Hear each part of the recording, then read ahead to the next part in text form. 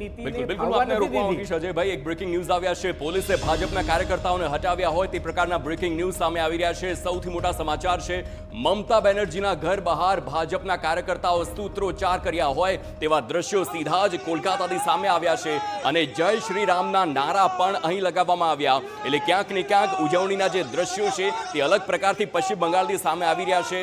ક્યાંક જલેબી બનવામાં આવતી હોય તે જોવા મળી રહ્યું છે, કોઈક જાલમુડી ખાતા હોય, પરંતુ હવે કાર્યકરો તેમાં જ આ ઉજવણી કરતા હોય તેમાં જોવા મળ્યું।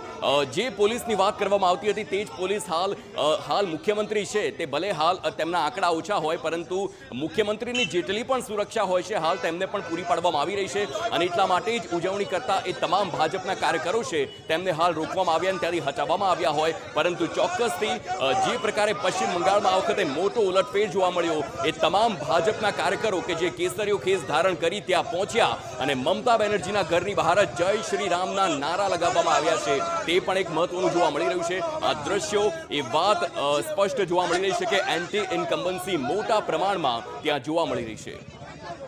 સ્થિતિ દોડવાનો પ્રયત્ન જે બી હોઈ શકે, આજે નારા લગાવાઈ રહ્યા છે મમતાના ઘરની બહાર, સ્થિતિ દોડવાનો પ્રયત્ન હોઈ શકે ના, એક મોરલ પેલું જેને કહી શકાય ને પોતાના નૈતિક મનોબળ તોડવાની પણ કોશિશ કરે, કારણ જનતાનો આક્રોશ છે બહાર આવે છે, હવે જનતા બોલી શકે છે। જય શ્રી રામનો નારો ત્યાં લગાવો ને ગુનો બનતો હતો। ચિરાગભાઈ, એમાં એવું છે ચિરાગભાઈ, જે રોલમાં ટીએમસી હતી 15 વર્ષ, હવે કદાચ એ રોલ ભારતીય જનતા પાર્ટી બંગાળમાં નિભાવશે, એટલે એની શરૂઆત થઈ ગઈ છે। એની શરૂઆત સવાલ મૂળ એ જ હતો કે શું આનાથી દોડશે, શાંતિ દોડાય, કોઈને કોઈ ઉશ્કેરણીજનક વાતો જે રીતે આવું કઈ થશે?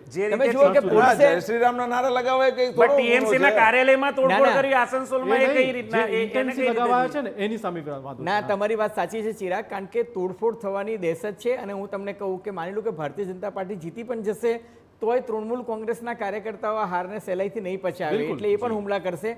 એટલે તમે જુઓ કે પશ્ચિમ બંગાળના ડીજીપી કે જે અત્યારે ચૂંટણી પંચના કંટ્રોલમાં છે એને સૂચના આપી દીધી છે કે કોઈ પણ વિજય સરઘસ નહીં નીકળે, મતદાન મથકની બહાર પણ જબરદસ્ત પોલીસ ફોર્સ છે અને ત્યાં જે સેન્ટ્રલ ફોર્સિસ છે બીએસએફ ને સીઆરપીએફ એ હજુ ત્યાં લાંબો સમય સુધી રોકાવાના છે।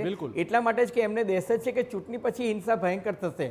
ચૂંટણી દરમિયાન જે હિંસા થતી હતી પશ્ચિમ બંગાળમાં એ આ વખતે નથી થઈ, એક પણ મર્ડર નથી થયું, પણ ચૂંટણી પછી નહીં થાય એની કોઈ ખાતરી નથી। પૂછીએ આપણે